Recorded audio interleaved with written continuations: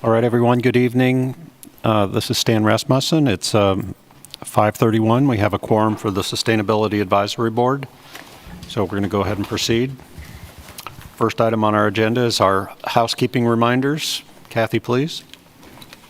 Hi, it's Kathy Richardson, the Director of Sustainability. Good evening, everyone. Just sharing a few housekeeping items for tonight's Zoom meeting. The meeting is being recorded and broadcast on the city's YouTube channel and cable channel 25. Please remember to mute yourself during the meeting when you are not speaking. The chat function for this public meeting is disabled. All chats will go directly to me. And all board members, please keep your video on. All others can keep your video off unless you are participating during the meeting. And if you are having any trouble, you can send me a chat. The city reserves the right to mute people or turn individual videos off to minimize distractions during the meeting. And just a reminder that there is another board meeting tonight, so that we ask that this meeting wrap up by 7:15 p.m. Now I'll turn the meeting back over to you, Stan. Okay. We've got a lot on the agenda tonight, so we need to try to move along. I do want to say, though, I appreciate seeing so many people here in person. That's great. Next item on our agenda is the minutes from our October meeting. Looks like Nancy was Did anybody have any comments or concerns? Nancy raised her hand. Nancy, did you have a question? Well, I was just going to ask that we discuss the order of the agenda as we had in the past. I don't want to interrupt your consideration of the minutes of the last meeting, but after that, could we please discuss the order of the agenda as we had in the past? Thanks. Okay. So the first thing, though, we want to do is approve the minutes from the October meeting. Do we have any edits that need to be made or motions? When I unmute, it creates quite a good echo. Yeah, don't unmute. Don't ever unmute. Don't unmute. Lesson for life. This has been Sikes. I didn't have any significant changes to it, and I haven't heard any others. So I would move that we pass the minutes from October meeting. Does anybody want to second that? Kay Johnson, SAB board member, second. Thank you, Kay. All those in favor of approval of the minutes from October 11th, please signify by saying aye. Aye. Aye. Any opposed, same sign. Okay, the minutes are approved. And at Nancy's request, she wants to talk about the order of the agenda items. Now might be a good time. Nancy, did you have some suggestions you wanted to make? Yeah, I suggest that rather than having presentations first, that we have business of the committee prior to that, and then save that at the end of the meeting so that we have time to consider the business. Last meeting, we had such a long presentation that we were really rushing through the business of the meeting. We really didn't get done what we should have had done. So that's my suggestion. I put forth a proposal that we put the presentations at the end of the meeting. Are there others that have comments on that? I have to push a Yeah, button? you just talk, I think. I just talk, I have to push a button? You don't have to do anything, just talk. Actually, I would second that and to support it for sure. You know, maybe we could look at our action items. Maybe Kathy could maybe give a condensed version of just the important things so that we don't run over. Looking forward to hearing about what Kim and Jamie have to share, but I agree that we should take care of some business first. That's been kind of pending for a while. Other comments?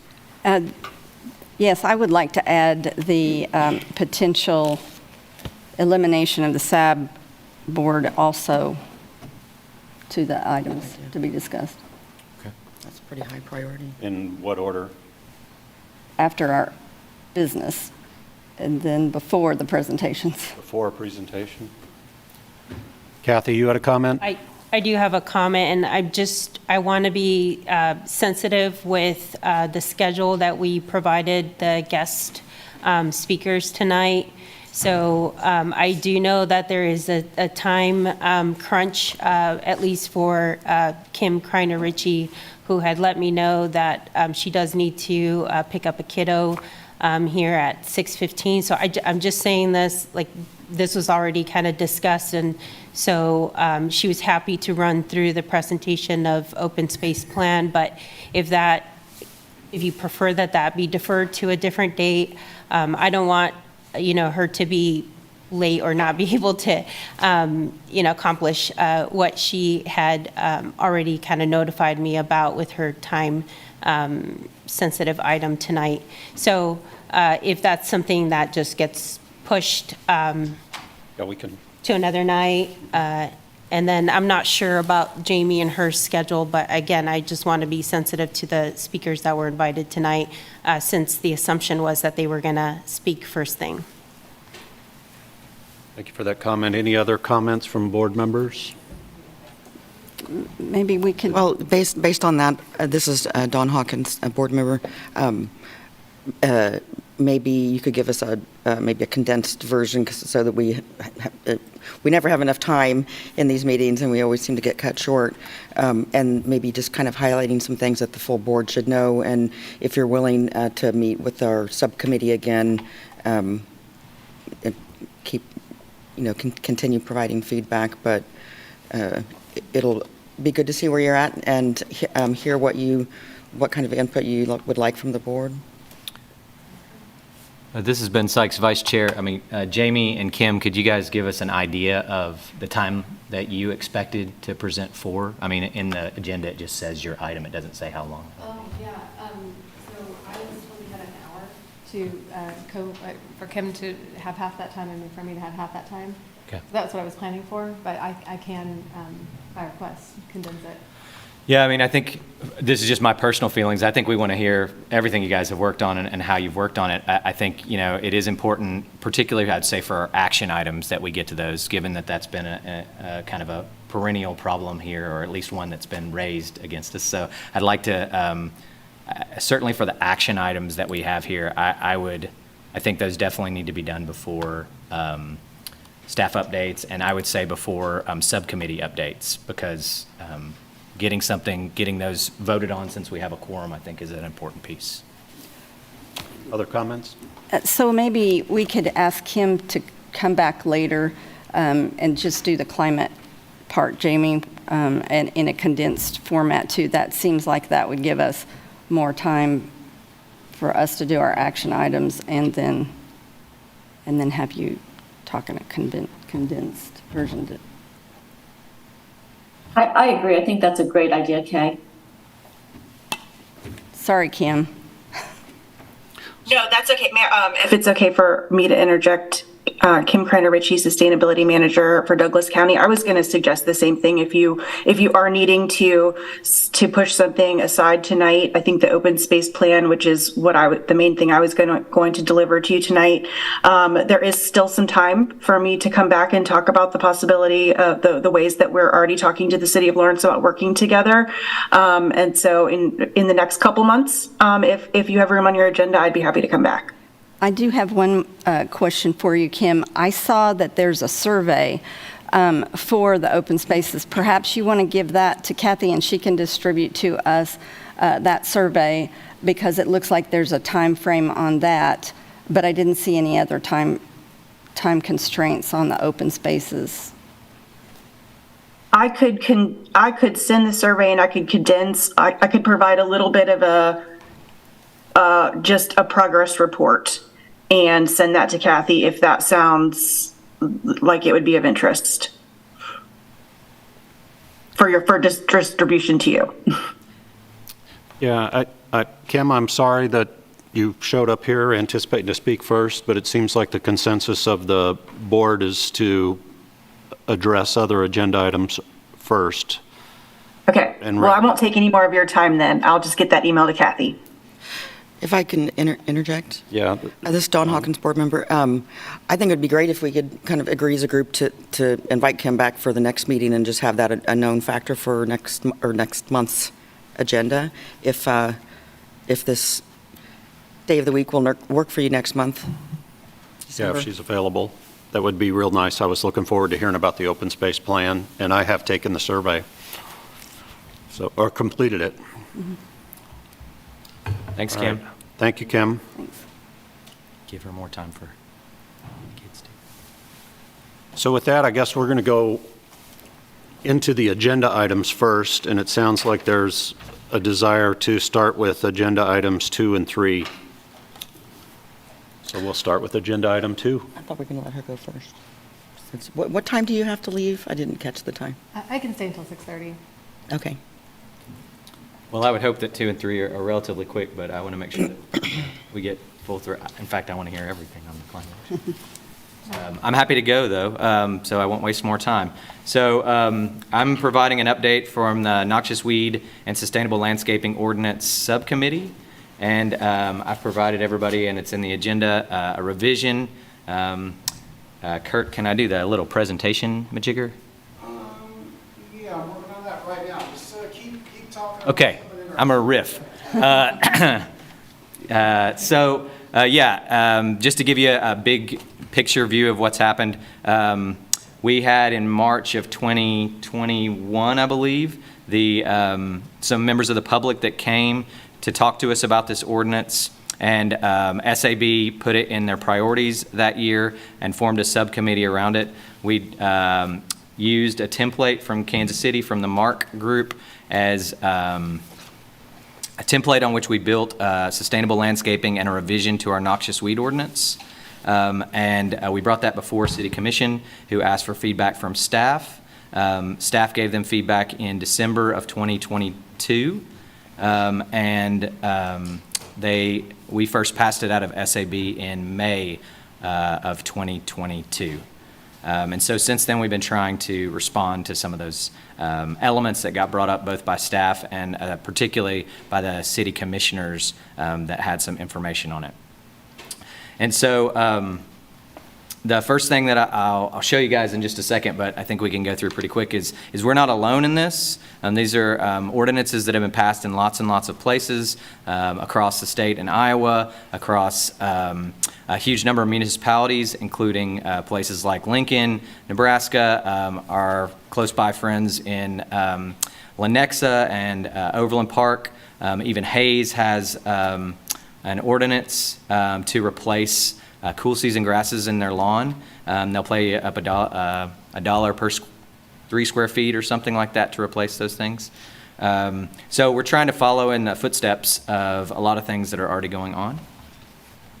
Apart from the revisions that we've undergone, the core principles are thinking about how, maybe I should bring up mine real quick here so that I don't, I'm not sure I can ad-lib my whole presentation. I know you're working on it, Kurt. I should have sent it earlier. I apologize. So yeah, there's stormwater cost shares. One of the elements that got brought up by city commissioners is there hasn't been a whole lot of discussion in our community about these kinds of things. There have been a number of recent news articles, both from places like Gary, Indiana and Grand Rapids, Michigan, talking about how homeowners are trying to do native landscaping. Of course, more locally, we've had several about milkweeds in Johnson County. And then, of course, the herbiciding of Prairie Park here in Lawrence generated a huge amount of discussion, both around how we do sustainable landscaping and how we manage our native communities. So actually, on Monday night, Overland Park approved a new weed ordinance that encourages sustainable landscaping. So they beat us to it. But anyways, we're still working on it here, and it's trying to both redefine noxious weeds, which include a bunch of native species, but also to provide this robust, sustainable landscaping. So the things that have happened since then, in June, our subcommittee we've been meeting infrequently to try and revise the code based on county commission and our contacts. Apart from the community discussion that happened after Prairie Park, I did reach out to the NAACP as Commissioner Sellers had requested, and talked to Linda Watts there as well as Ursula Minor, generally talking specifically about the ordinance, but also about how SAB can better benefit the diversity of Lawrence citizens. So there's a number of, awesome, thanks Kurt. So can I click through it or maybe make it big? Yes, please, you're on. All right.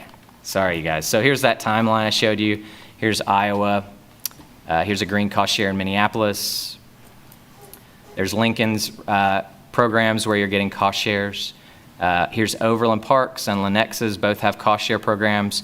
You can provide up to 75% for reimbursement in Lenexa. Here's Hayes will give you $1 per square foot. So here's some of the community conversations that have been going on around it. So there has been a lot of discussion about native landscaping in your yards and what's prohibited.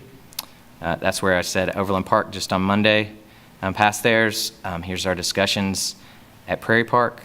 And so here's where we are. We've been revising the code, and now you all are hearing the revisions of the code. So we wanted to align this, of course, with the strategic plan, outcomes, and the KPI specifically. There are 2 in strong and welcoming neighborhoods. There are 3 or maybe 4, depending on how you look at it, for connected city, and 1 within prosperity and economic security. But I'd say above all, the revisions directly reflect the city's commitment to environmental sustainability, and through changes in the way we do violations, our commitment to equity and inclusion. We also have several things that align with Plan 2040, and in fact, there's more explicit descriptions in Plan 2040 that align. For example, like integrating natural landscaping and agriculture into the urban environment. That's exactly what we're trying to promote. So here are the primary changes in the revised ordinance. It aligns our noxious weed list for the city with that of the county and state. It revises the violation procedure to provide both a mediation path and to progressively assess fines, and then it promotes the use of sustainable native landscaping within the city. These are the objectives, and they are just what I laid out. The first one is focused on the sustainable landscaping, and the last 2 are us prohibiting noxious weeds. So these are the key elements we've worked on since June. We removed the elements that fell under the Land Development Code, which was a suggestion from Commissioner Finkeldye, and we've worked on that separately with Kay, who's on the Development Code Revision Committee. But we have specified some of the setbacks in certain cases, like being away from houses so we don't have to worry about wildfire risks. We modified the original document to separate the first part, which is the basis for the ordinance, from the core ordinance language. We added language that requires owners to submit a management plan to Parks and Rec, so that that contains specific things like the minimum amount of management, how they're going to do those things, and sorry, something else that I'm not remembering off the top of my head. Estimated vegetation height, setbacks, and annual maintenance. The management plans will be kept on file, and adherence to the plans can be assessed as needed. And that's it. So I think everybody's had a chance to look over the ordinance and try to incorporate any revisions people have sent out. I'd be happy to take questions or... So are we ready to propose that we vote on this? So I don't know the Ready, order. I I guess. think Are we you have a ready? discussion. I don't know normally whether we propose to pass it and then it gets seconded and then we have the discussion, I think is normally the order of operations. So I make a motion that we accept the weed ordinance as been, and the group has written, and everybody's had it for a week or 2, and then we send it on to the city commission to review if after we get a second. I'll second. Edit it, because your motion is accepting it as written. Okay, well, never mind then. Never mind that. Let's do it as we edit. Okay. We can edit it and I can change that and then we can propose to pass it as edited if there are suggestions in it. Yeah. Great. Does the I'll be happy second to come entertain. before discussion or vice versa? Pardon me? Does the second, or if it does a motion? I'll second. Okay. Who was that, Amanda? Nancy. Nancy. I just had some comments and questions. Sure. Well, first of all, I was part of the group a few months back, and was sad to miss the last meeting, but so I am witness to the incredible morphing of what the original document was.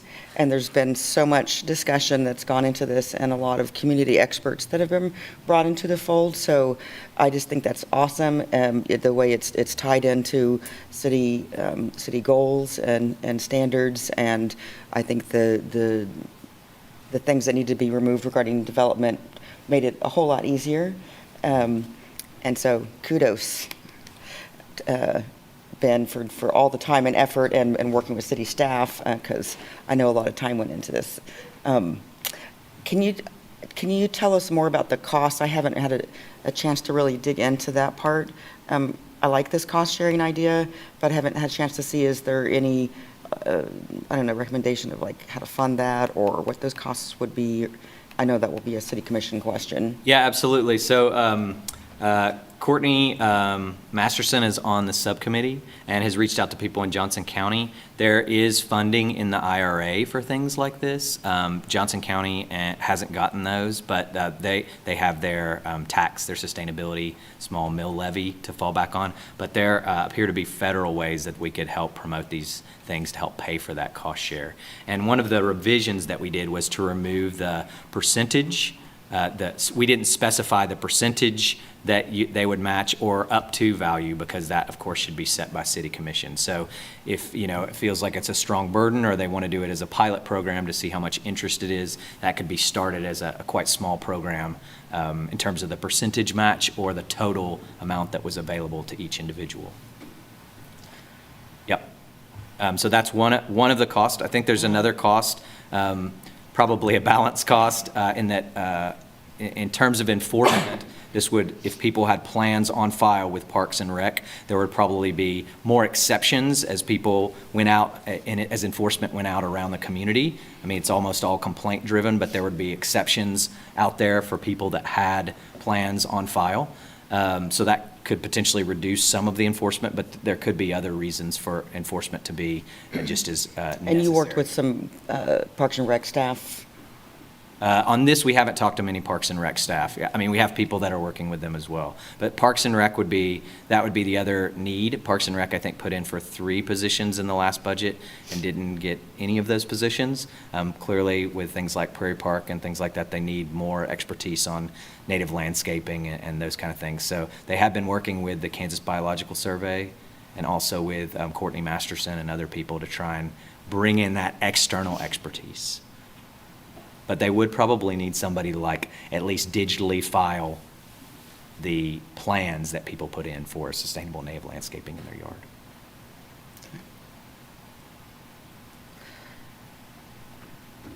Any other board members with questions? See, Nancy, your hand is raised. Yeah, I had written to Ben earlier about the height limitations of the prairie meadow. It's written as 12 inches, and most prairie meadow plants and grasses are between 3 and 4 feet. So I just wanted to ask, why that limitation of 12 inches was put in, and see if we want to continue to have that. Yeah, so I think that was explicitly put in around prairie meadows, which I think was a distinguishing thing. We have in the definition section is where Nancy's talking about. Item K is about native landscaping that allows things to grow to their natural height. But the second one there and the ones that follow are examples of types of natural landscaping.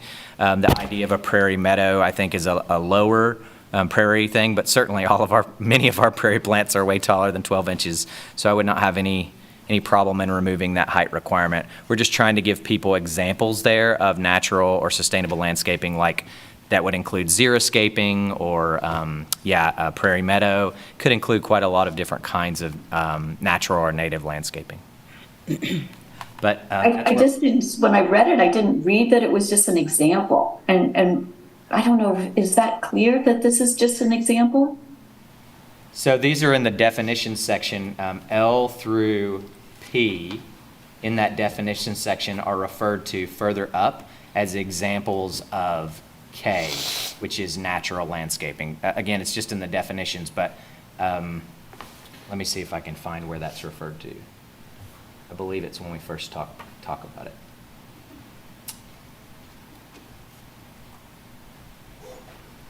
Sorry that I don't have it straight off my head. It's in here somewhere.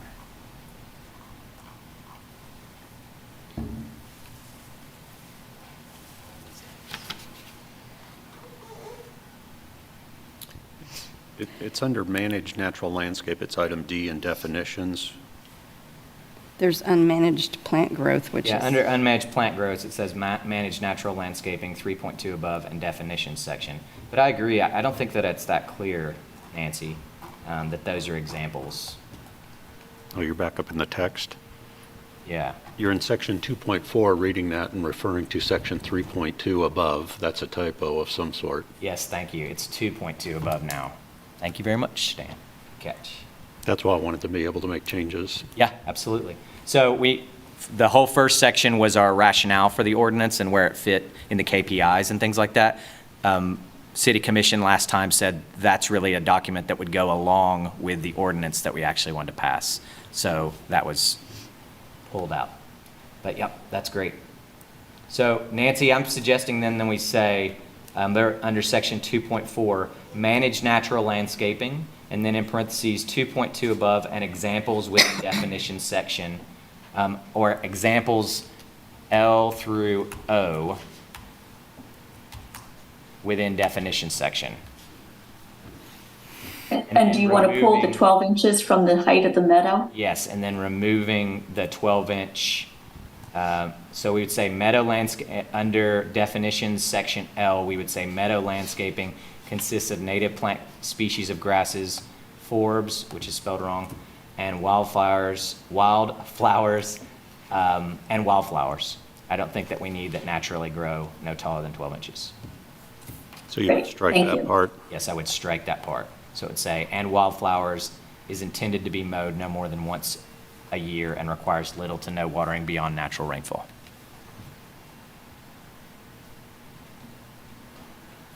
Thank you. Any other questions or comments from the board? Nancy, or I mean, Kay? Kay Johnson, SAB board member, I really appreciate all the hard work you have done, and this follows also a lot of the things that I've experienced when I was working at the City of Wichita. So it's real important that people understand that they can do sustainable landscaping in a way that they won't get a ticket for it. And, because there are quite a few people that would do that and follow a management plan. Yes. So I appreciate you doing it. Thanks. Yeah, just, we didn't go over this because we've gone over it a few times here, but the status quo right now, whether it's enforced or not, is that if your landscaping is above 12 inches, it is currently can be considered noxious within the city unless you have permission from City Commission. That's how Section 18 reads. Enforcement obviously isn't doing that, it's complaint-based. So if people complain that your lawn is too tall, then you can be out of compliance. Yeah, so when you say landscaping, you're talking about grass? This is like your lawn. This is like your, yeah. Not So- trees, not shrubs, not Obviously. flowers? Yes, this is, well, it could be flowers, actually. I mean, it's not like if you have prairie plants out there that couldn't be considered as part of your lawn. It's listed as not, I think it's listed as vegetation generally, but obviously it's not being applied to trees. It is in the section about trees. It is section 3 in the section about trees. Okay. You have any more? I don't have any more. I have a question for you, Ben. In the applicability section, it says it applies to all public and private buildings, developments, and land within the incorporated areas of the city of Lawrence. So we have vacant lots and land that's been annexed. How does this apply to vacant lots and land that's been annexed? Is it considered a managed natural landscape then, or an unmanaged plant growth area? Yeah, so there would be, for a place like that, there would be no management plan. If it's an annex, so it's part of the city, there would be no management plan on file unless one was filed. And the growth would be not managed, not cut once per year or something like that. So it could be considered noxious because the growth, the same rules that say that it's being too tall alone is noxious So- That could be applied now, though, under the rules. So it would be subject to the requirements of section 2.4, unmanaged plant growth? Yes, thank you. Unmanaged plant growth. So if you had a vacant lot with trees and stuff on it, they would be considered unmanaged plant growth and have to be removed or trimmed?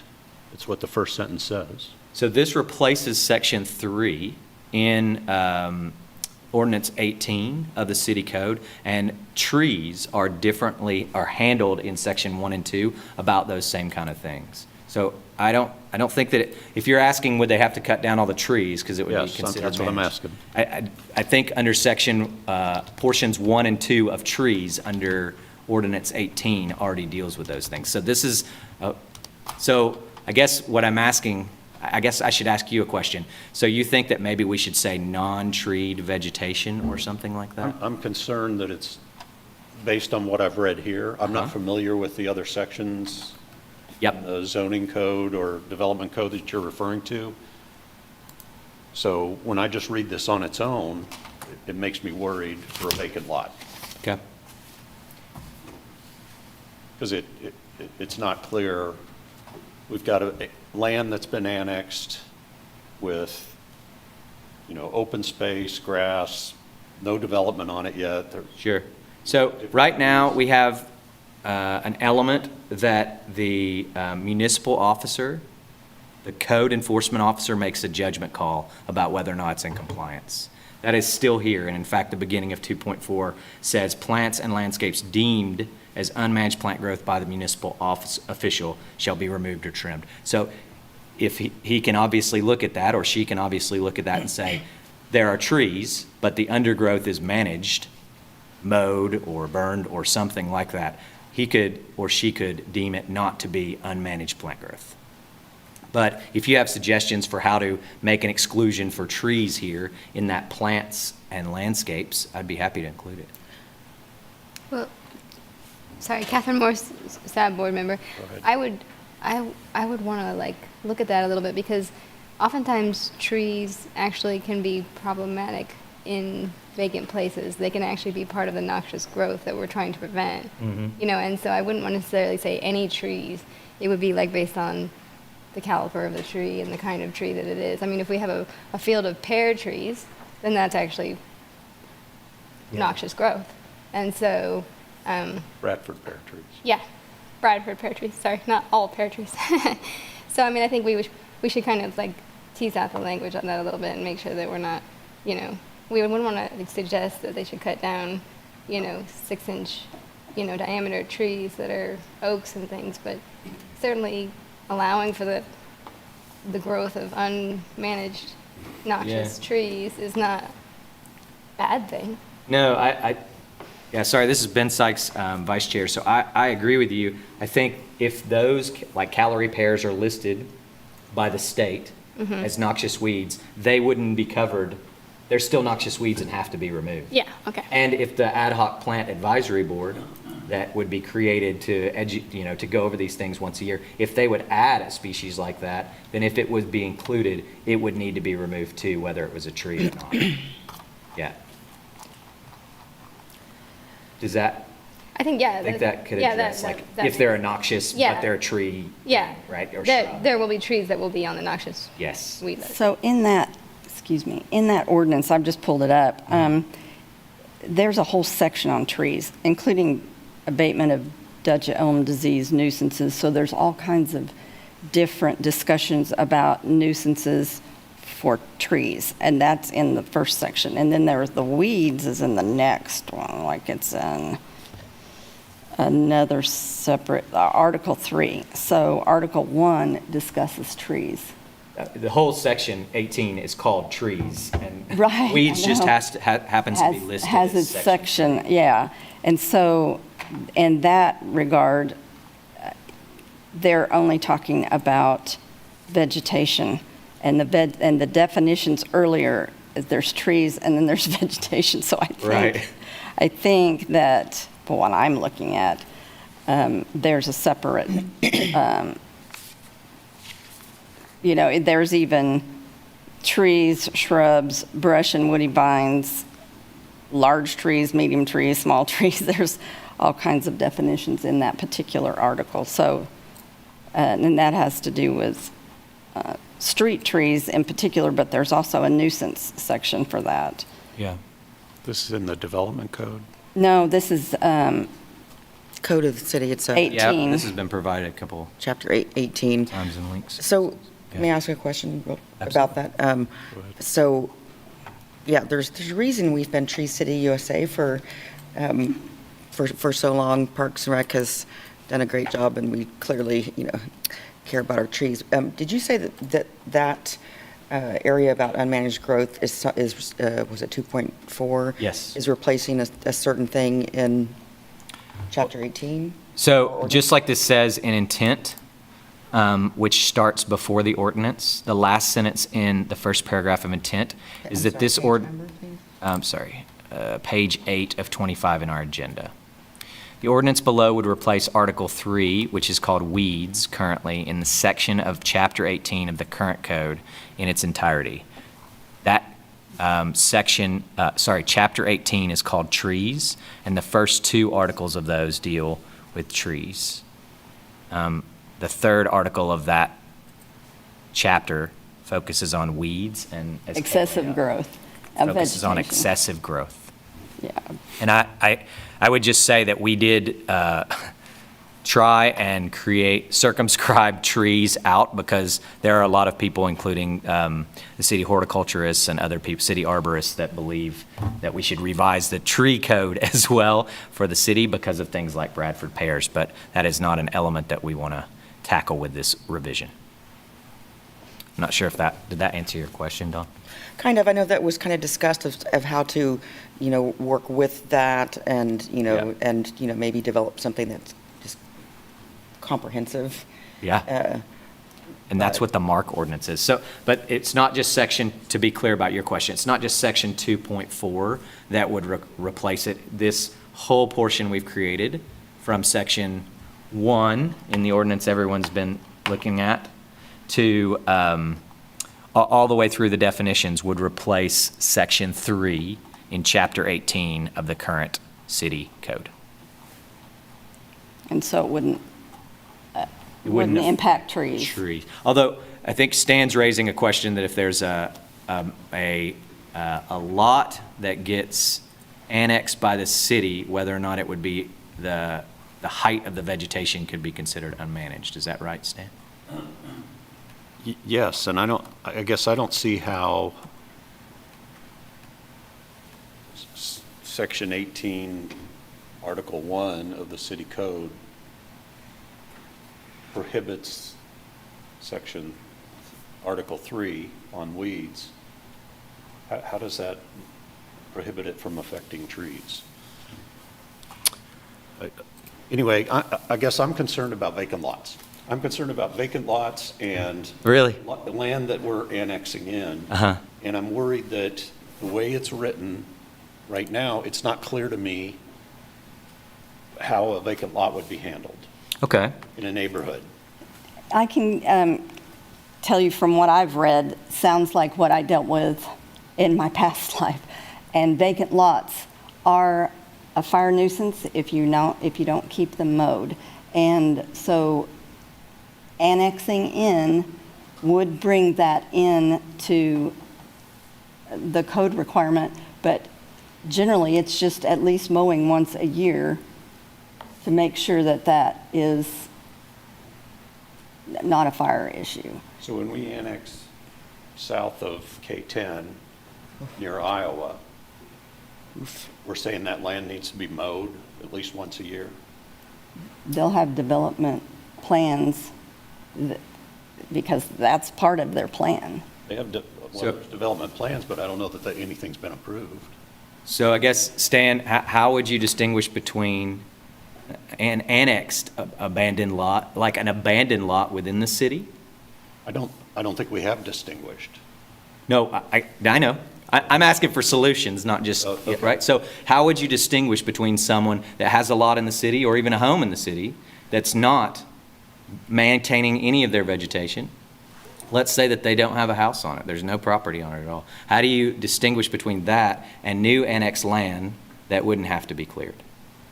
That would be the purview of the municipal officer that's going over there and evaluating whether it's not, right?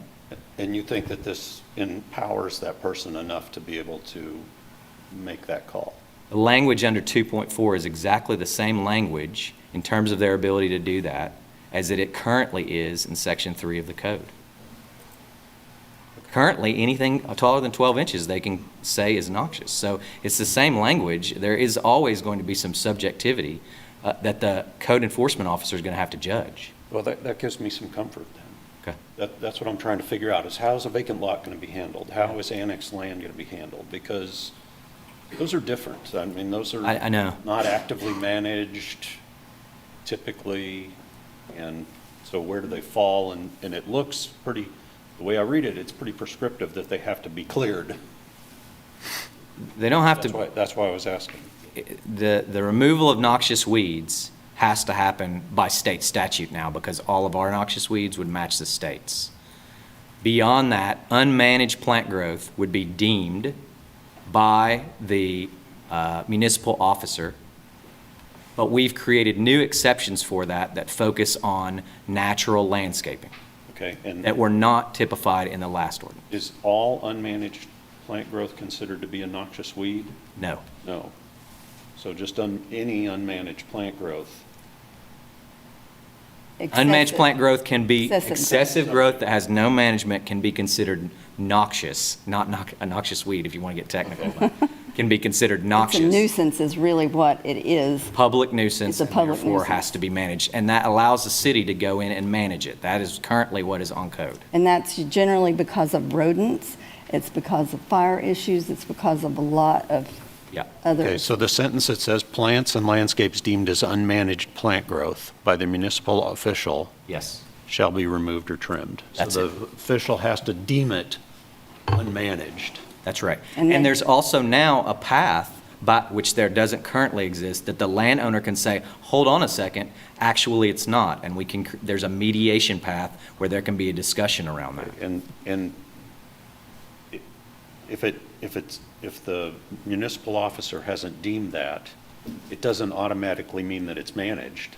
That's true. Is that what you're saying? Well, the municipal officers, as we've talked about plenty of times, are complaint-based. So if there's no complaint that's made against it, Then there's kind of no designation. then there's no Okay. designation. I'm way more comfortable now that we've had that. And generally, there's a statute and a way to do that. You have to write a letter, they have to get a letter, they have a certain amount of time to respond to it, and Right. and now there's a, That's the whole complaint Yeah. process, but I'm just thinking about, Yeah, the municipal officer is still empowered to say, this is unmanaged or this is not unmanaged. We've created a bunch of exceptions for that based around you doing native landscaping that don't currently okay, exist. that was and very it also helpful. allows for people that have a problem being able to pay, or, there's a lot of Yes, leeway for that. Okay, that was very helpful to me, thank you. sure.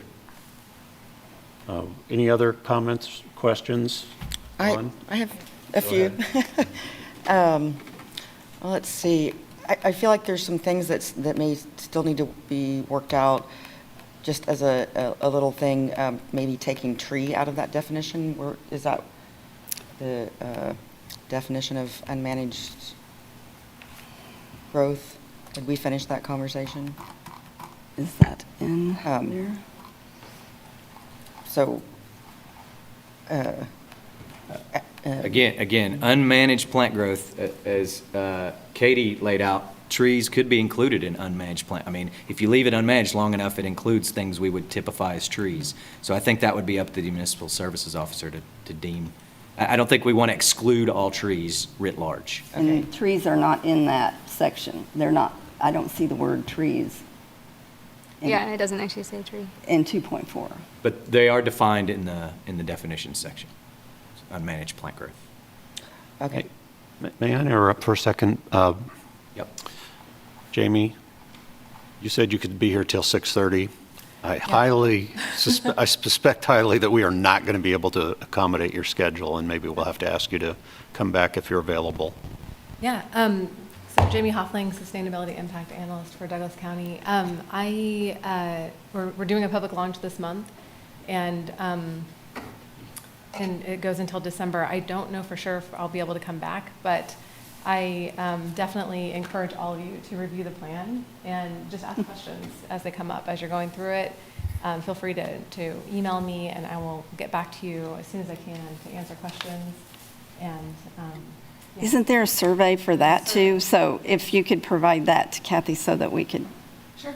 I can do that, and it's also on the plan. Right. So if you're reviewing the plan, the QR code is on there. I just have a quick question. Sorry, this is Ben Sikes, Vice Chair. First of all, I apologize that you didn't get to present on time. I guess I would ask, in terms of presenting to us both of these plans, I know you've had some SAB representation on there.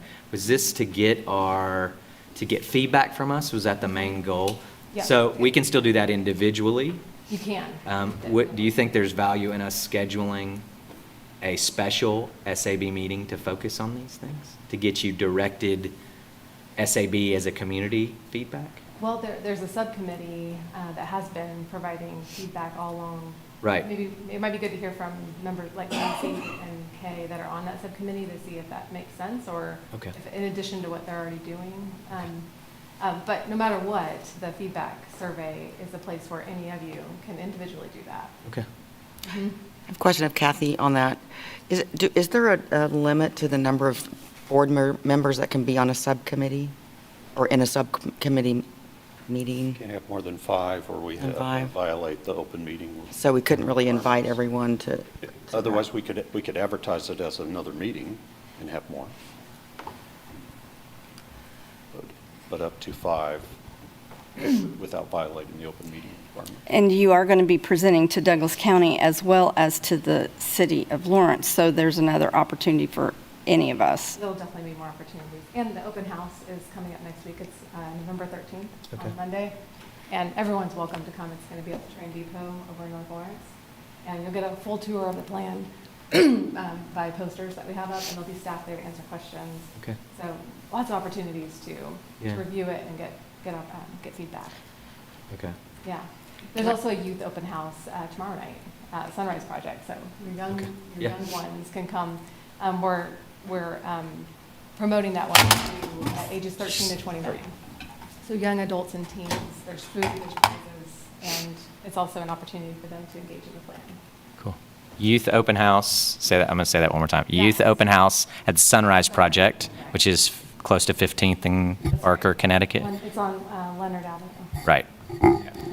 Yeah. And we can make comments about the plan online in the survey, like very specific comments, like the table on page 7 doesn't have any units, so you don't know I am aware of that. the Yes. bar chart on page 8. Comment, I am aware of it. Okay. Things like that. Yep. Can we take a couple more minutes to maybe ask questions and see if anyone online has questions of We Jamie? should go ahead with, we need Yeah. to call I the think question. we need to stick to Okay. the weeds. Stick to the weeds. We've been in the weeds. Yeah. I just wanted to let her know that she probably didn't need to hang around. Thanks for anymore coming since for she the had a adventure. 6:30 departure time. Absolutely. Yes. Yeah. It was good to hear the update on the weeds. Yeah. Okay, we'll try and get comments on climate action. Thank you. Thanks, Jamie. Thank you for being here. Yeah. I'm sorry we didn't get to you. It's okay. I understand. You guys have a lot to cover. Am I back up? Yes. So Not that one. This one. I'm looking at 2.2, managed natural landscaping on page 10 of the agenda packet. Okay. Number 1. So I'm just trying to understand this better. So owners keeping managed natural landscaping must submit a managed plan to Parks and Rec. Is that just like anyone who wants to do natural landscaping, or is that just when you want to do something that is outside of normal height limits and such? If you want to create a managed natural landscaping, a managed natural landscape in your yard, you are free to do that.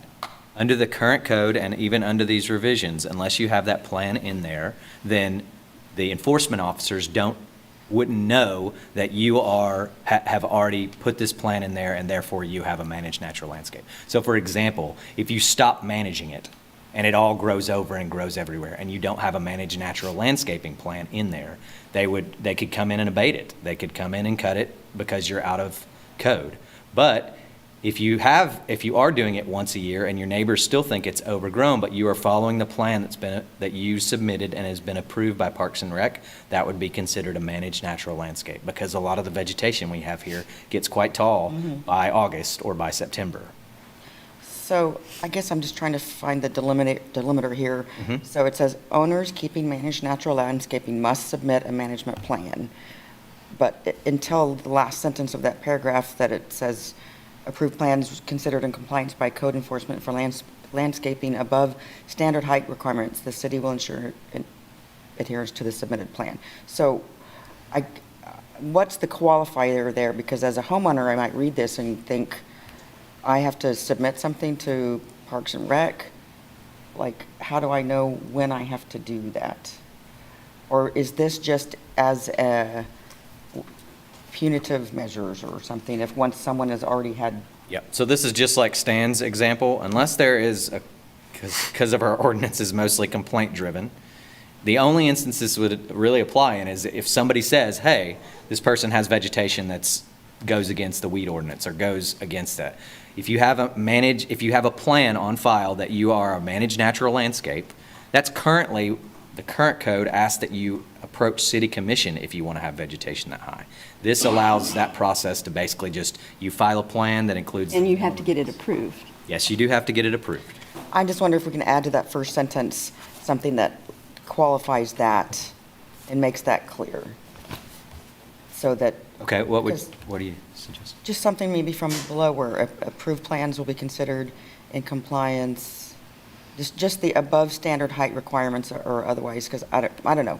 That's just some feedback, like just reading this as just a homeowner, I would be a little confused by that.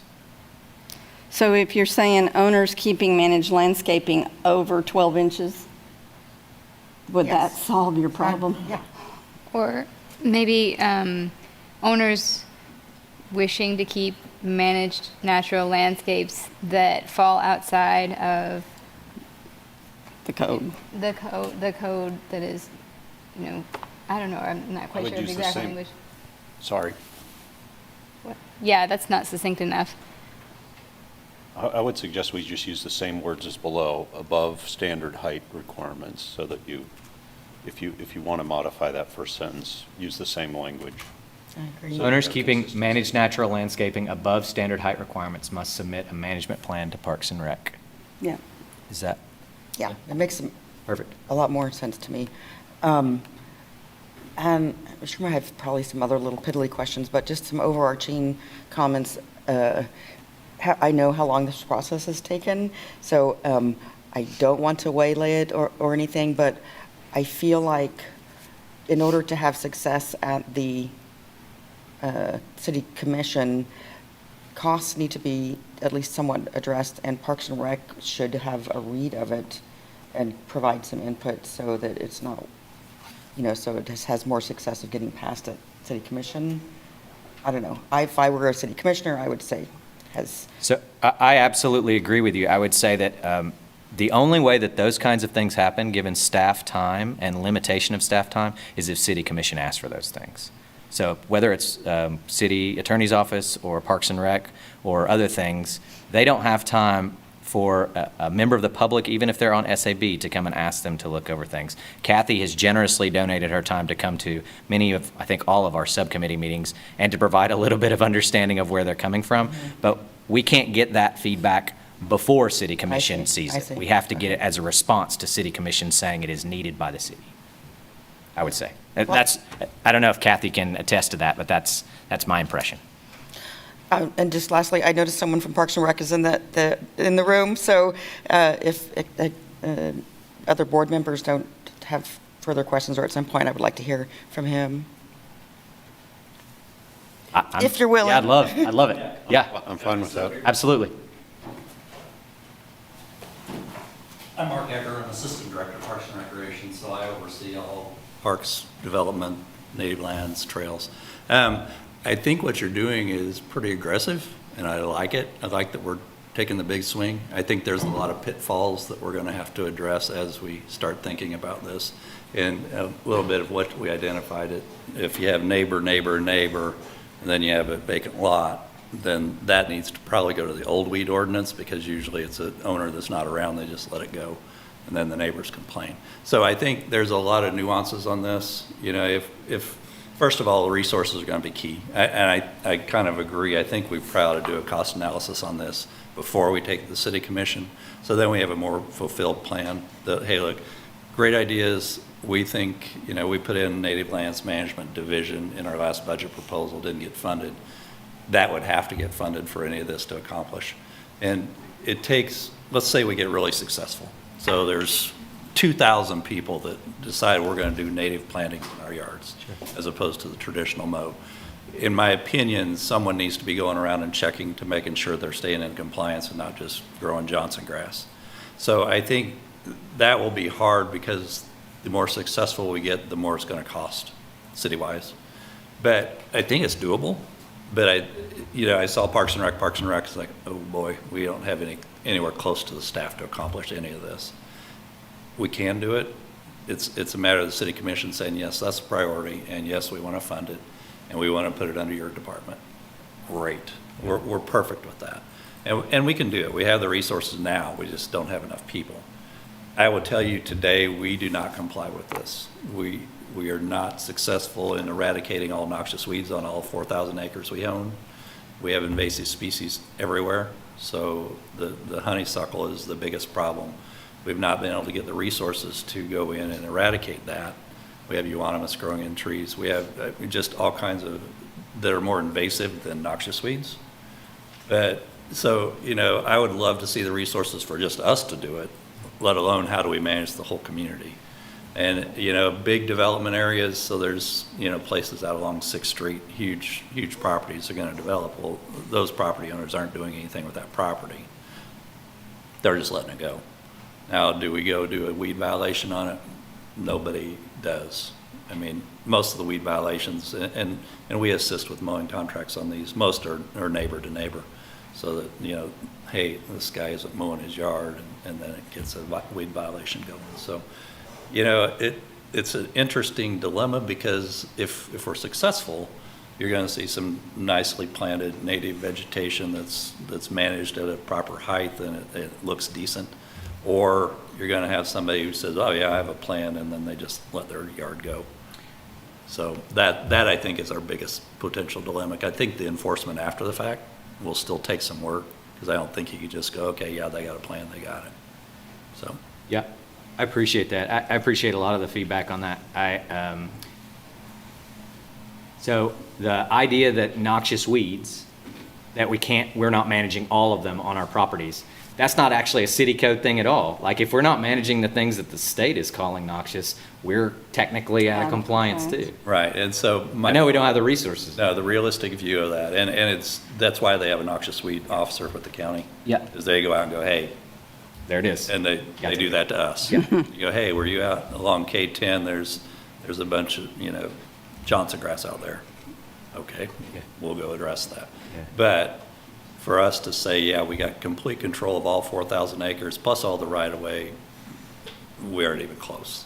And I'll sit here and tell you that. Yeah. We'd love to be better. You know, bindweed's another thing. It doesn't really show up until the flowers start blooming. And then you go, oh my goodness, half of Centennial Park has bindweed in it. Well, yeah, we need to address it when that shows up. So it's a big challenge. I got a couple of questions on the cost analysis. Is that even a thing SAB can request of somebody? I would. Well, like, how does that even work? No, Kathy sent this to me, and I went, whoa, wait a minute. This is going to be expensive. It's not undoable, but I honestly feel like just advising you as a non-participating advisor, in my mind, if you're going to take this to city commission, let's give them a full package. To say, we want to do this, and here's what we think the cost will be, and here's how it could be incorporated into the Parks and Recreation Department. I don't have a problem giving you rough numbers. So I have a question. Typically, the only way we get any action is to get it at least into the hands of the city commission. Yeah. Because we have so limited, and this action in particular for this ordinance, we have been told several times, well, you can't do this because We've got the Land Development Code Update Committee going on. You can't do that. This is our only way to actually get action. Yep. And then the city commissioners can request a review and start working through the process. That's really what we did with the plastic bag ban, and it was 4 years or 5. So this is really our only Sure. recourse. But we appreciate your interest, and now you have a big heads up, because I think that we need to go ahead and Well, I guess, So, go ahead, Steve. I was just going to say, so trying to be mindful of time Yes, thank you. for our meeting, and understanding that this is probably not a final version, but it's something that's going to get the process more formally started. I would just ask if we feel like we need further discussion, or if we can maybe move forward on this, subject to the edits that were already identified and suggested. Yeah. I'd be comfortable with that. I'd really like to work with you on the cost estimate too, even if we pass this. I would absolutely help you with that, because I think you're going to run 2 routes. One, you're going to send it to the city commission, and it's going to come back to me anyway. So to me, it's a stronger proposal if we collaborate a little bit. And I'd like to bring our city forester in too and say, okay, look, what do you really think this is going to take for us to accomplish what's written here? And, to me, that's a better proposal. And it's a budgetary proposal, honestly. And that's where it's going to land, is can we afford to do this? So given those comments, do you want to, Ben, what's your preference? Do you want to move forward tonight, try to see if we have enough votes to approve it, or do you want to work more with Parks and Rec and I'm comfortable with a dual track, actually, of us going ahead and voting and seeing where we land, and also working with you. And the reason I'd say that is because we actually did send it to City Commission already once, and it had Parks and Rec language in it. And the city staff that got asked to look over it, which took 6 months or something to get back, didn't include Parks and Rec. And so I guess I'm just aware that over the course of 2 years, getting something that we send to them officially gets some blessing, at least for staff to have some time to it. And so I guess that's where I come down. Okay. I mean, my advice, honestly, is I would target trying to have this ready for a budget proposal for 2025. I like that. I think and that way the city commission can really consider, is this something we want to do? And knowing the cost and knowing that the idealistic view of this is great, but here's what it might cost to accomplish it. let's vote. I think that makes it pretty strong. Let's vote. Well, they have to call a question. I Somebody did else call the question. So your motion So was, my motion is, with the amendments that we have discussed tonight, I propose that we approve the weed ordinance and send it to the city commission for consideration. Could I'd we, like a second. She's second. Katie seconded. Don, did you have a comment?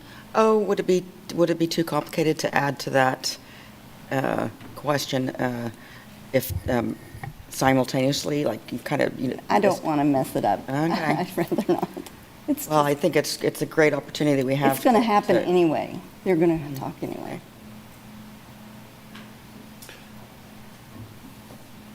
I don't see anybody's hands raised from the board members online. We've had a motion to approve this with the amendments that were identified, the specific amendments that were identified here tonight, and a second. So I would say all those in favor of approval, please signify by saying aye. Aye. Aye. Aye. Aye. Any opposed? Same sign. Okay, it's approved. Thank you, Ben.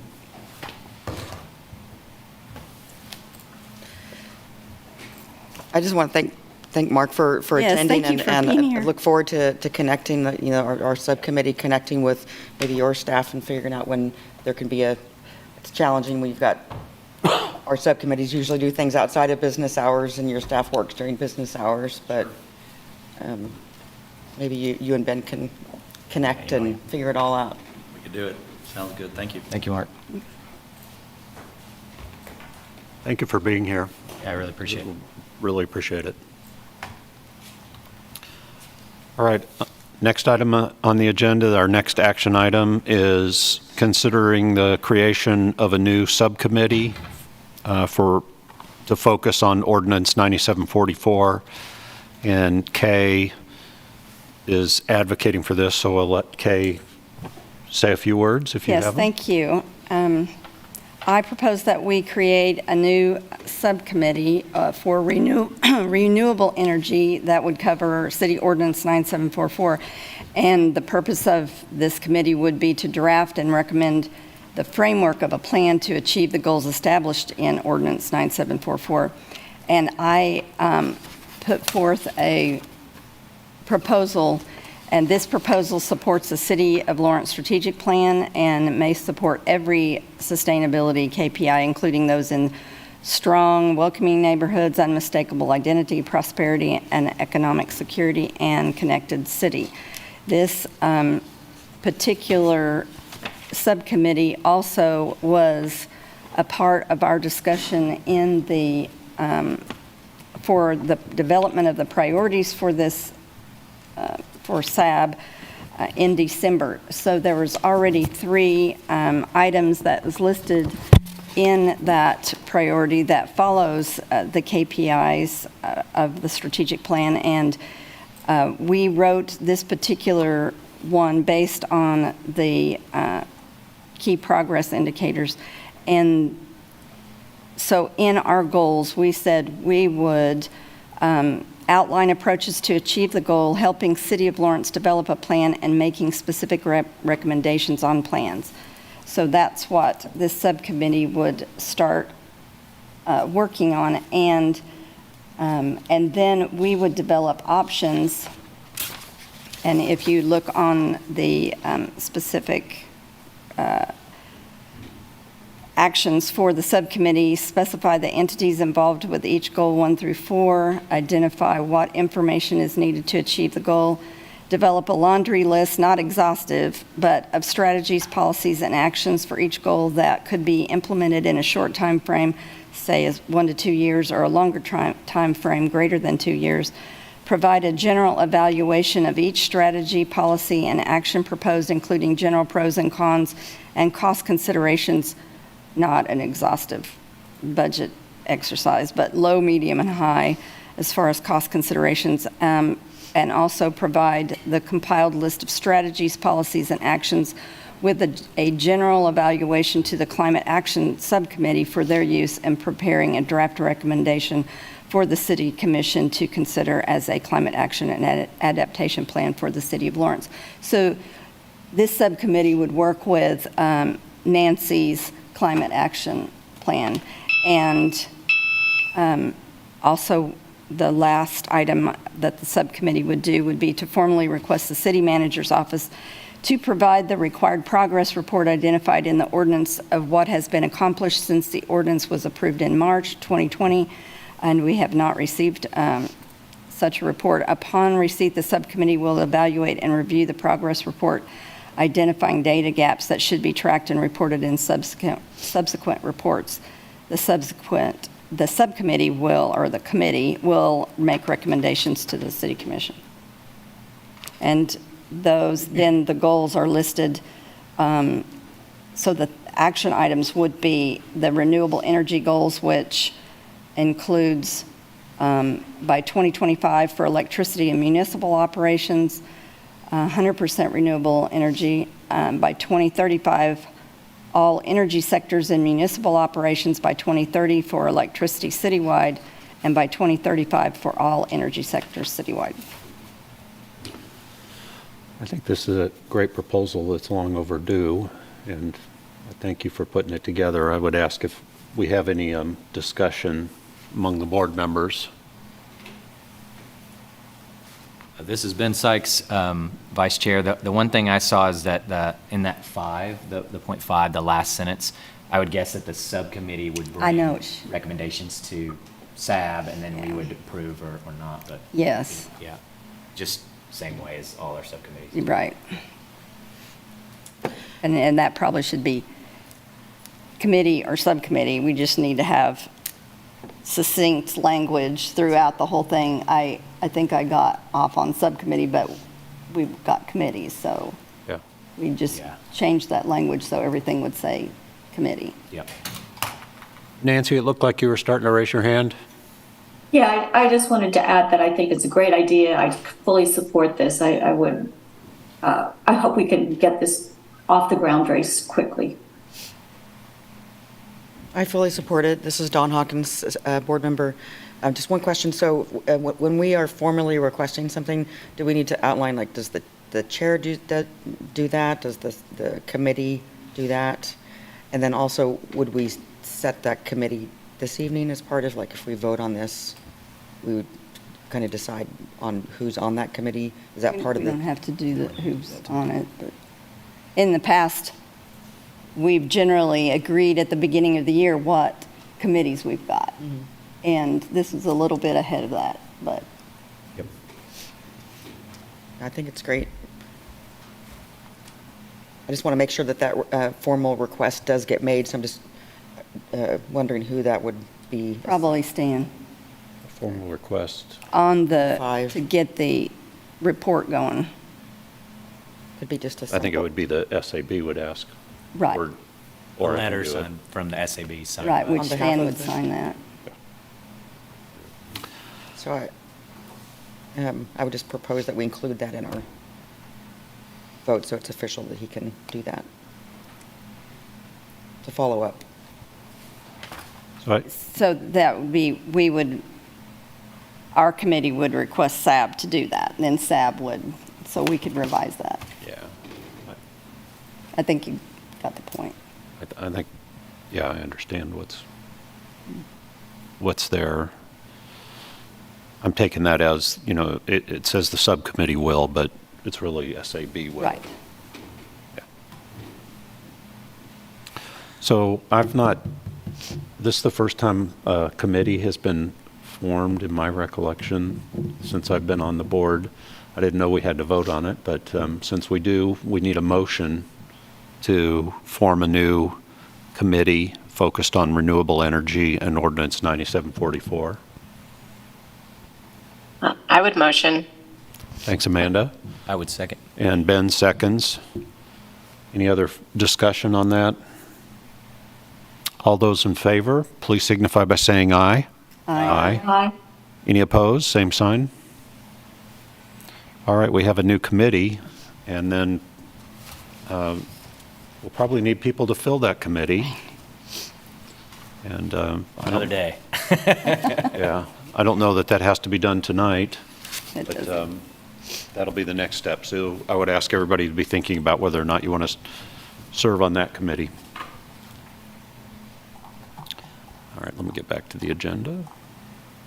I think it would be useful to have people volunteer tonight if they're so willing to do so that we can get a jump on it instead of waiting another month. Absolutely, people could volunteer tonight. I volunteer. Okay, I volunteer. Amanda, Stan. Don and Amanda, and I'll be Okay. glad to chair it, Kay's volunteering. yeah. So we have at least 3. I think Motion might be interested in this, too. I'm sure you probably would be. Do we leave that one open so that we don't max out the We can have 4? 5, Oh, we can have 5. right?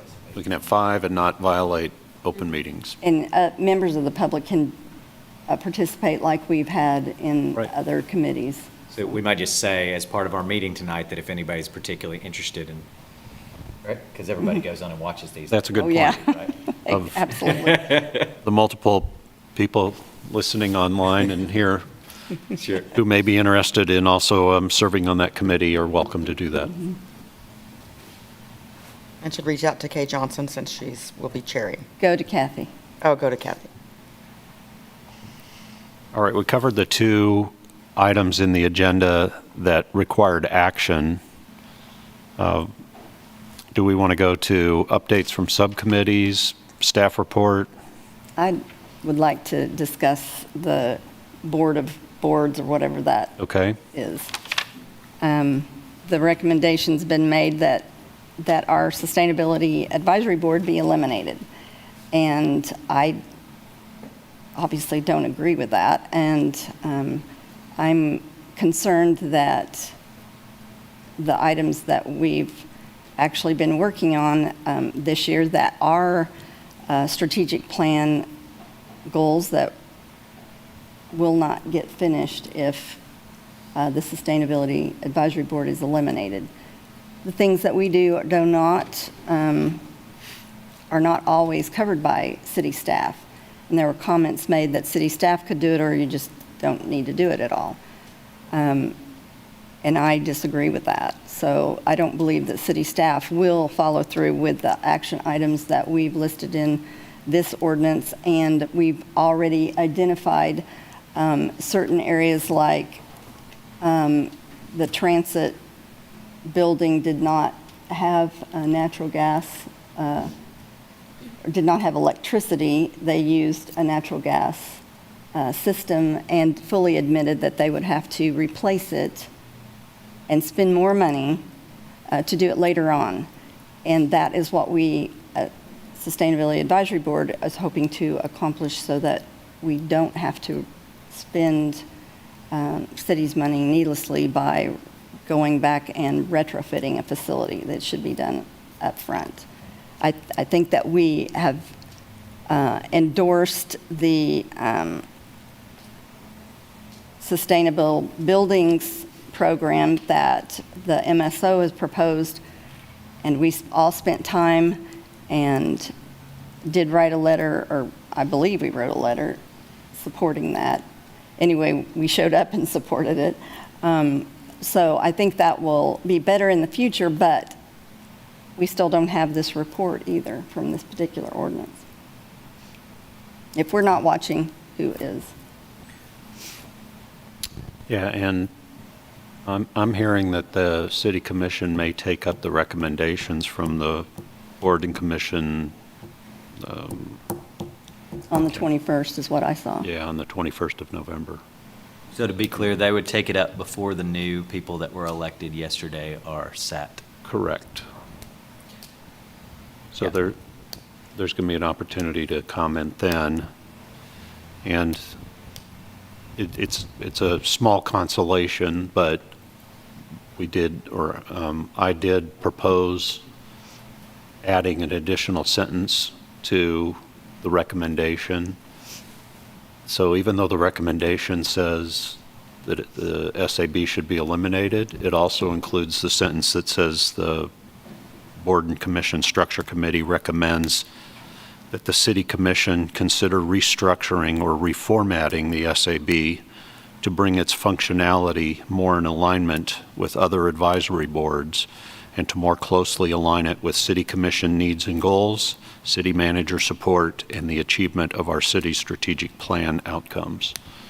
So even though in one sentence in the top of the paragraph it says it recommends eliminating, it ends with recommending that the City Commission should consider restructuring or reformatting.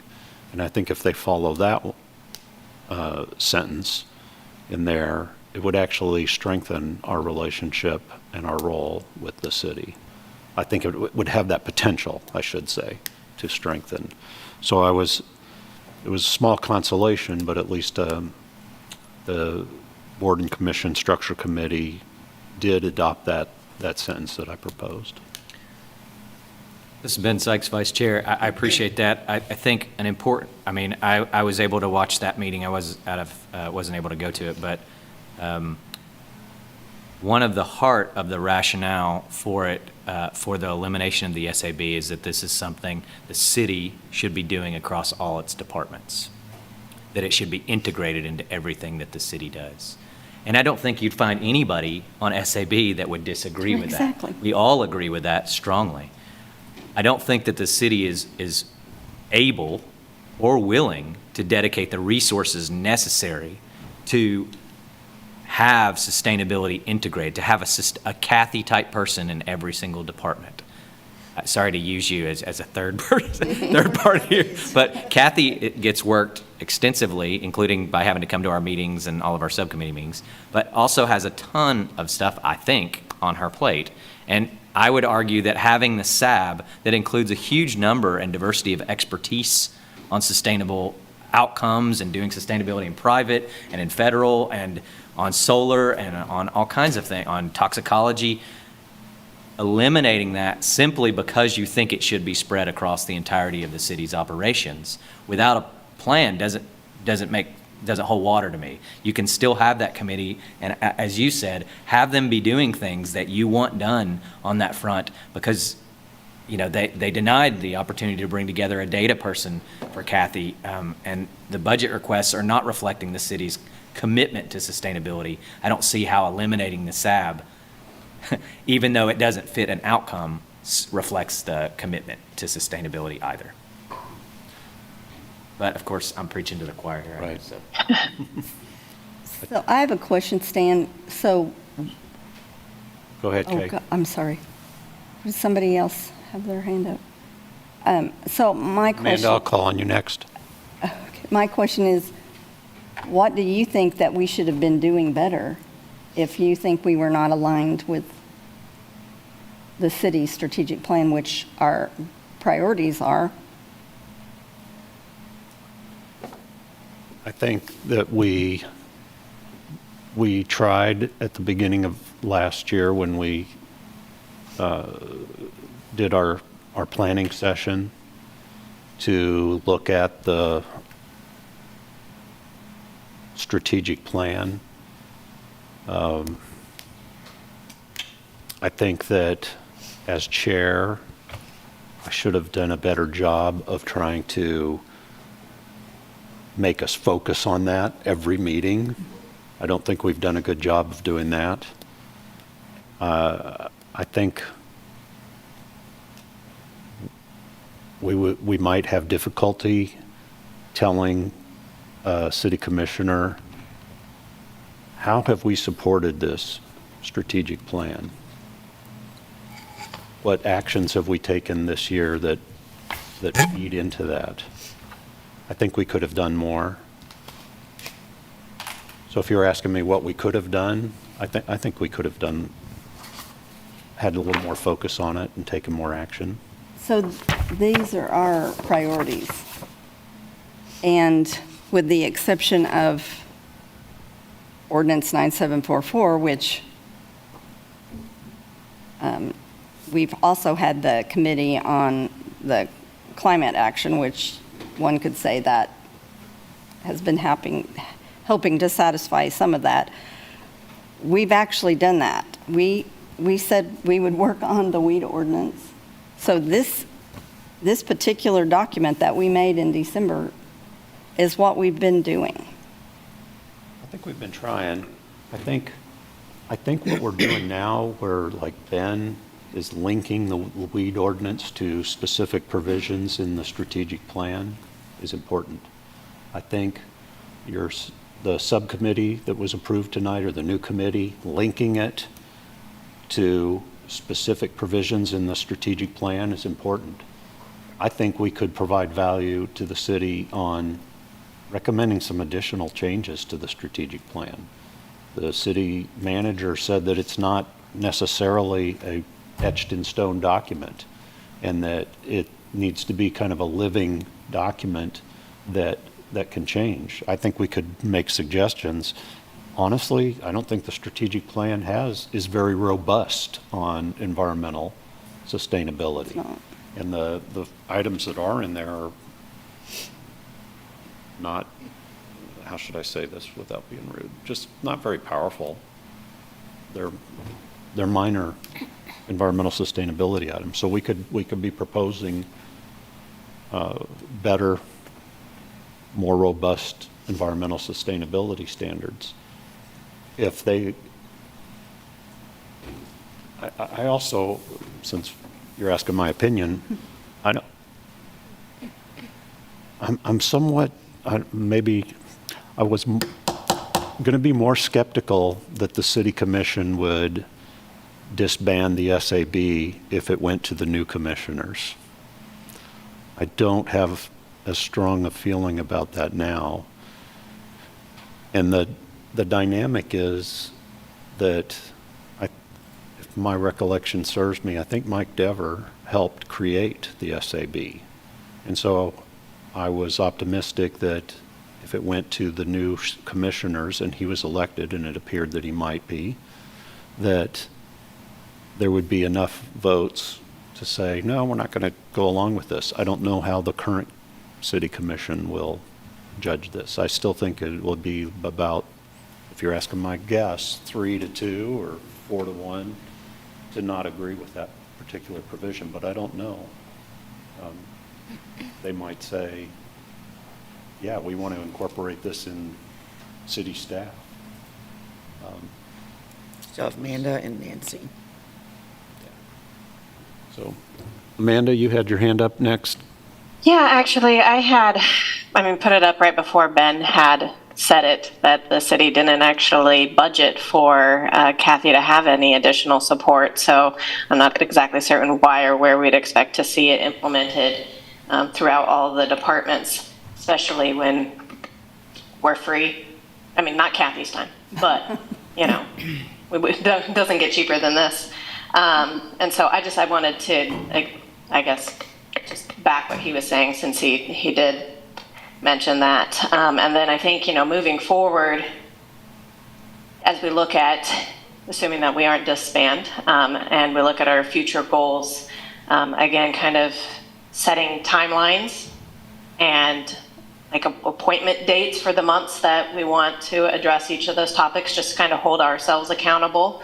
Again, I know that the team I manage always does do better when we have that deadline, because there's nothing like that last minute to really get you motivated. So I think that, moving forward, there's definitely some ways that we can improve addressing the topics that we want to see addressed and hopefully get more things done. And I think that looking at the city's strategic plan is a great place to start. And I appreciate your comments. I think putting ourselves on a schedule is a great suggestion. Nancy, you have your hand raised electronically. Yes, I just wanted to say, I think that it would be great if we, as the committee members, would attend the city commission meeting and each make points about why we think the SAB is important, and we can, as members, tell the commission what our expertise is and how we add value. And I think it's important that all of us show up and speak. So if we all are here because we think this is important, or we wouldn't be putting our time in. And so if we want to maintain this group, the board, I think that we need to show up to this city commission meeting and speak. And without that, I think we're much less likely to be maintained. So I just would like to challenge everybody to please do that. Thank you. So can Kathy let us know for sure when that is scheduled? Because I did see a future item for November 21st, but that, of course, doesn't mean it wouldn't be on November 14th. I don't think it's going to be on the 14th. I can let you know for sure. I have not heard confirmation on when this item is going up to commission, but I'll let you know. Kathy, can I ask you a question? Yeah. For my information for those things, and we keep talking about you like in the third person, even though you're right here. When I'm thinking about the city manager and then thinking about how much work you do, and I know you do a ton of work, how much of that would you say is things that you wouldn't do otherwise if SAB wasn't here? How much of the work that I'm doing now would be? Like if, whatever, 40-hour work week, or let's just make up a number. How much of your week do you feel like, oh, okay, I got to do this because of SAB, but if I wish I had those 4 hours so I could spend it at another MSO meeting or wherever else you have to go to? Yeah, I would say it really just depends on the week Yeah. and the month. There are certainly some times where there's a little bit more activity, like with the single-use plastic bag item, there was more activity and more time spent during that time. And then it also depends, I know the subcommittees were dormant for a little bit, and then they all kind of came active, and I know yours kind of really stepped in with a long meeting and stuff like that, which is great. So, but yeah, it's really hard to calculate that time spent, and I know there's a new subcommittee, so, depending on the work there and the amount of time that that's going to take. So there's at least these hour and a half, 2 hours every single month. And you would be required to be at all of our subcommittee meetings? Staff isn't required to be at all the subcommittee meetings. Sometimes it's easier, as some of you know, with the conversations, because you'd be reaching out to me. Yeah. And I will say this, some of you know because you called me directly, but it's not just the hours within the meetings. I've had several conversations over the last 2 weeks, it seems like, with individual SAB members going through some items and stuff like that. So again, it depends on when there's more activity and conversations that are happening. I'm just trying to get a little bit of empathy for the city manager when they say, oh, here's how much we budgeted for sustainability, AKA you, and here's how much of that is getting used up because we have a SAB that the city should redistribute to, you get where I'm coming from? I don't have any idea of that at all, so I was just trying to get some kind of ballpark. Yeah. Thanks. Sorry, I'm not giving you. That's okay. It sounds like sometimes it can be quite a lot, and other times it's background to all the other things.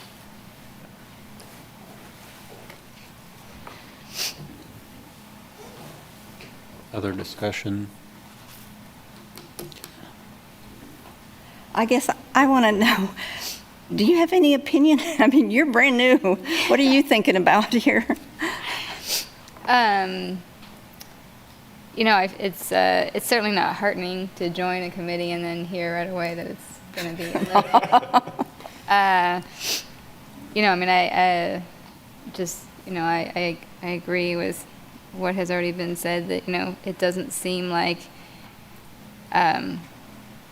if the goal is to distribute it across the city, to make it a priority across the whole city, then it would be nice to see more demonstration of that through allocation of funds and things like that. And I think, as Amanda said, we're donating our time, so I understand that, Kathy's working with us a lot, but I do feel like things would, I guess I'm fairly pessimistic. I feel like things would fall off the radar, like that we have just a diversity of voices here that are bringing things to attention.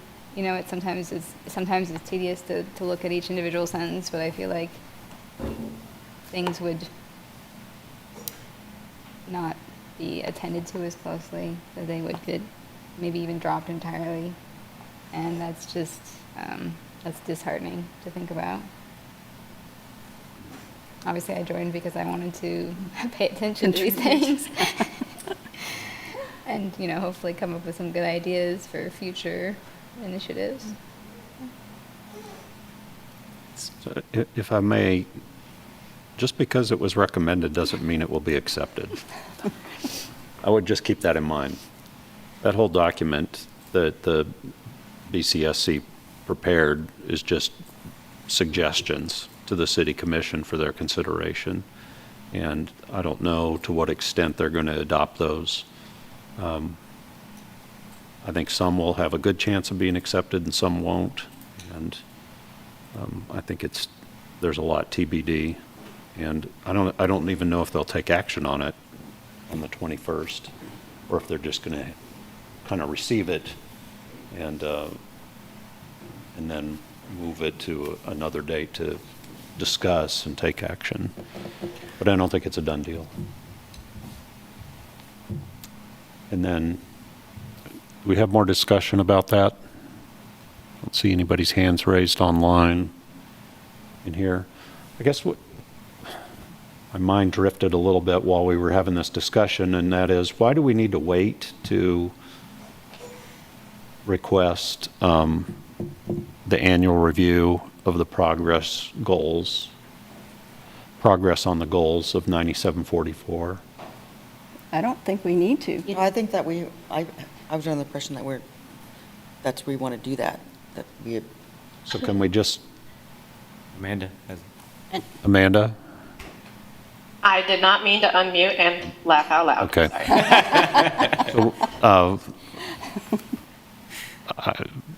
Can we just have a motion? I mean, do we need a motion? Can we just, Just do it. Kathy, can we just request the city manager, ask the city manager when this annual review will be completed and provided? Yes. It might not be until after the calendar year. But I'm the one that's working on it, and I'm the one that would equal city manager's office in that statement, so. Okay. Exactly. Just ask me to provide it by the December meeting. Are you going to be able to Do do you- it by the December meeting, or do you want Yes, to? it's just a summary of actions. You're not missing a whole lot, you know that, right? I mean, I know that it's been brought up before, like, it feels like we can't move forward if we don't know what we've done, but you're aware of some of the activities that the city has entered, and there isn't a consultant currently engaged with developing a pathway to get us to the goal of 9744 or anything like that. But you do know there is a consultant that is working on the city's fleet transition. They came and spoke to you all. So the things that will be in the progress report are things that you're already in the know of, you know, some of that activity that's been going on. But there's not a whole lot of activity or actions that have already taken place. All right. So Well- I'm well- just saying, you're not missing a whole lot. I mean, Well, I okay. think we've informed the board on some of what we've already accomplished. I will say, and I am looking at time, that there were 2 items tonight that the board took action, but there was no open call for public comment on those 2 action items. So if maybe during the public comment, you can allow for somebody to speak on those 2 action items as well. Oops. That's a good point. If you're offering to have that report by the December meeting, we accept your offer. All right. I don't know. I don't know what the spirit of that part of that was, and maybe we can do this again. We can have a formal letter come later, but I feel like one of the benefits of having such a letter sent is that it kind of puts it on the city's radar, and it's not just, you know, we're talking to Kathy all the time, so it's just sort of a.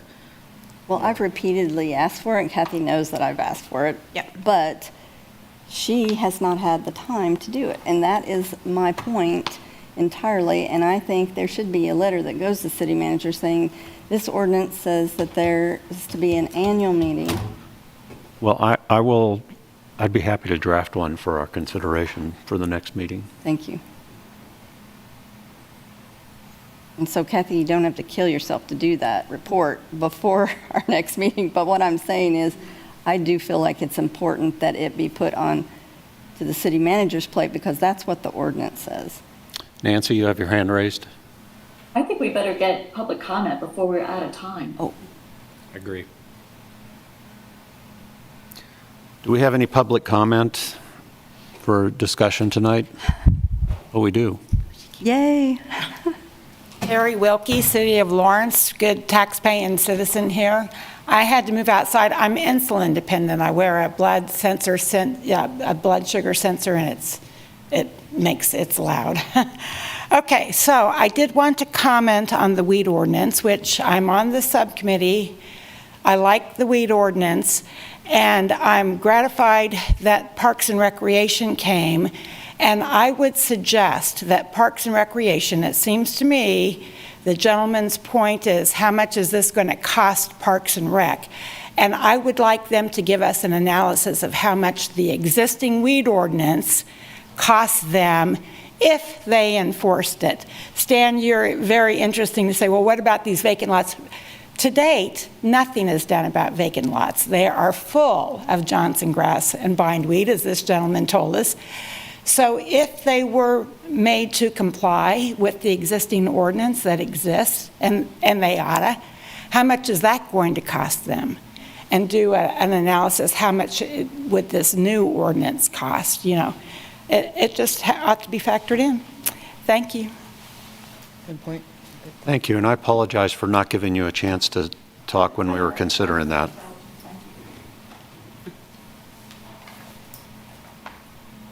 Any other public comment?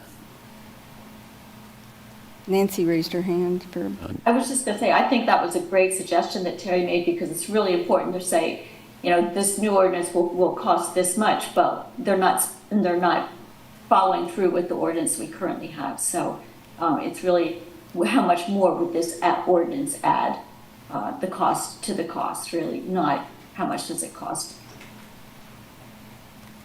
Yeah, I think having a cost estimate would be And very valuable for the city commission to consider it. JT is saying he has no public comment at this time, but thanks for remembering and asking. All right, thanks, JT. Do any of the other committees have an update for us? Nancy, do you want to update us on the Climate Action Subcommittee? Well, the committee met with Jamie Hofling and spent time giving her feedback on two different meetings. We also considered discussing the coal plant and requesting that we have the city manager as an intervener for Evergy's what is it? IRP. IRB? IRB, okay, IRB. IRP. And so we wanted to put that for, Yeah. IRP, thank you. I knew, didn't quite have the letters right, the IRP. So we want to bring that up at the next meeting. Integrated Resource Planning. Thanks, Dan. Give you a quick one on Food Policy Council. Sure. Monday night, we had a meeting where Savion presented, and we also have many members of the county that came to talk about the proposed 1,000-acre, actually it's 1,100 acres, Kansas Sky Energy Center that would be north of town. There's a committee that's formed for the Food Policy Council that will provide recommendations to the Planning Commission and County Commission on what our feelings are surrounding the proposal as written that Savion's presented. That's what's going on right now. Is there a desire to hear from Savion? We've had some suggestions that from some of the board members, that we'd like to have them come talk. If we exist. Yes. Yeah, I would like to hear. Yes, because it is. I just wanted to make a request about having presentations, and Stan, I don't want to come off wrong, because I am so appreciative of you stepping up at a challenging transition for the board, and you've done great keeping us on task. But I feel like kind of unexpected presentations, when we have such a short time frame, I think maybe compared to other boards, that if we're going to have a presentation that we haven't discussed, that it may be a 15 or 20-minute presentation, or if it's something that can wait to, like, I don't know, just make sure that it's that our tabled items and our previous things are coming forward on the agenda, to make sure that we have time to cover them. But Fair enough. Good comment. I have a real quick comment on the Land Code Development Committee update. So it's giant. And We need to get you comments by tomorrow at 2, right? if you could, but 300-page document. so I'm going to give you some hard copies. Yes, thank you. You can have the hard copies. This is module 2. No, that's just for you. Oh. Because It's that's, all module 2. yeah, I'll send you the digital version. It's online. I was looking at it online. There's Parts about two. landscape. So, yeah, this part. It's online. I was looking at it. Okay. Yeah, but these two are particular to landscaping and, what's the other one? Sensitive environmental. Okay, environmentally sensitive units. lands. Yeah, and so if you have the opportunity to get me comments by tomorrow, that's fine. Otherwise, there's other opportunities, and they're going to have, and Kathy put those, that information about public comments. They just made it today where you can comment online. So I'll get that to Kathy, and she can send that out when she updates some of the other stuff she's going to send us. But I also feel like this is really where we need to provide some strong information to this group. And I appreciate whatever you guys have the time to do. The other thing I would suggest when we do have presentations, that it shouldn't be more than 15 or 20 minutes, and that we also have developed a few questions that we know we want to get out of the presentation, and that way we can make sure that the people that are presenting to us focus on some items that we are interested in. Sometimes I felt like in the Evergy presentation that they were telling us things that not necessarily was beneficial to us. I mean, it was a long presentation. But I would suggest that we develop 3 or 4 questions for every presentation that we have. That way they can focus on some things. They can tell us other things too, but. Just basically tell us yeah. information. Right. That's just a suggestion. All right. So I'm finished. We need to wrap up here, but I want to remind everybody that next month we're going to elect new chair and vice chair of the SAB. And I think, Ben, you've indicated that you're willing to serve as chair if we all elect you to do that after your year as vice chair. And we'll need somebody to volunteer to, hopefully somebody will volunteer to be considered as the vice chair and work with Ben. You gonna, So, does that make you become chair emeritus? yeah. Chair Emeritus. Yeah, is there a title for that? Can I nominate someone now? I would like to nominate Kay, being that she has been here, like, I think she's been attending these meetings for. The longevity. Well, we're going to do that So- next month. But Yep. if you would consider that, Kay. Yes, thank you. Great. All right, with that, I think we need to adjourn. Thanks, everybody. Thanks. All right, thank you. Out in Zoom land. Thanks, JT and Terry. Kathy, I hope we didn't miss anything by not having a staff. Thanks for coming, Terry. Yeah, that's what I was thinking too. No.